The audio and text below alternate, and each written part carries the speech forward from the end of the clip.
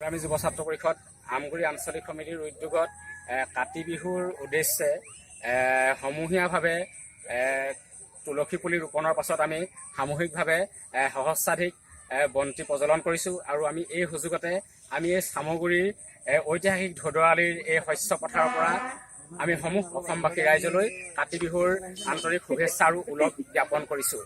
আমি এটা কথা আচলতে আজি এই ঐতিহাসিক ঢদৰালিৰ কাষৰ এই শস্য পথাৰ এই যি সেউজীয়া শিল্পৰ মাজত থাকি আমি এটা কথা আচলতে আমি পতিয়ন গৈছোঁ যে আচলতে কাতি বিহুটো আচলতে কঙালী বুলি কোৱা কোনো ধৰণৰ যুক্তি থাকিব নোৱাৰে। কাতি বিহু হৈছে সম্ভাৱনাৰ এক অন্য প্ৰতীক। এই সেউজীয়া শিল্পৰ পৰাই আমাৰ সোণগুটি আহিব আৰু এই সোণগুটিৰ পৰাই আমাৰ পৰিয়ালসমূহ পোহপাল দিয়াত আমাৰ সুবিধা হ'ব। গতিকে আচলতে কাতি বিহুটো কঙালী বুলি কোৱা কোনো ধৰণৰ যুক্তিযুক্ততা থাকিব নোৱাৰে। আৰু লগতে আমি এটা কথা আজি অনুভৱ কৰিছোঁ, যিহেতুকে আমাৰ এতিয়া দুৰ্গা পূজা চলি আছে, যি সময়ত এইখন অসমৰ মানুহে দুৰ্গা পূজাৰ নামত লাখ লাখ কোটি কোটি টকা খৰচ কৰিব পাৰিছে, অবাবত খৰচ কৰিব পাৰিছে, সেইখন অসমত আচলতে একেটা সময়তে কাতি বিহুটো কঙালী বিহু বুলি অৱহেলা কৰা কোনো ধৰণৰ যুক্তিযুক্ততা থাকিব নোৱাৰে। সেয়েহে আমি সংগ্ৰামী যুৱ ছাত্ৰ পৰিষদৰ শিৱসাগৰ জিলা সমিতিৰ তৰফৰ পৰা আমি সমূহ অসমবাসী ৰাইজলৈ আচলতে এটা আহ্বান জনাম যে আপোনালোকে আচলতে কঙালী বা কিবা বুলি আমাৰ নিজৰ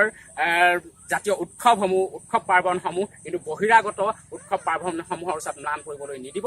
আমি সকলোৱে কিন্তু নিজৰ কৃষ্টি সংস্কৃতি, আমাৰ নিজৰ উৎসৱ পাৰ্বণসমূহ আমি কিন্তু জাকত জিলিকাকৈ আমি ধৰি ৰাখিব লাগিব আৰু আমি এইসমূহ উদযাপন কৰি যাব লাগিব। ধন্যবাদ।